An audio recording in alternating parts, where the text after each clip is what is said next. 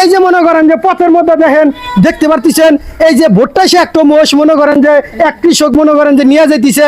এখন মনে করেন যে এই কৃষকের সাথে আমি কথা বলবো, সে মনে করেন যে মোষ পাইলা কত টাকা ইনকাম করছে, আমি তার সাথে একটু কথা বলবো। মোষের কত করে বাচ্চা হয়? আপনারা আসসালামু আলাইকুম ভাই, আপনি কি আছেন? ভালো আছেন?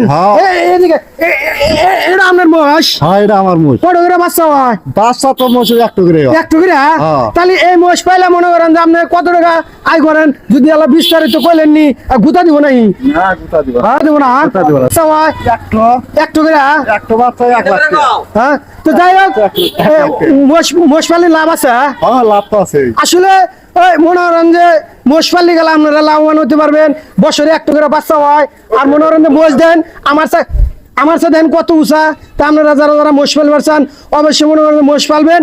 আর মনে করেন যে মোষ মানুষে পালবো কিনা আল্লাহ কোন চান? হ্যাঁ, অবশ্যই মোষ পালো। মোষের খোরাক কম। ঘরে কম। আপনি কিছু কন, আপনার কথা শুনবো না। কবো না, এই যে না করলো কবো না।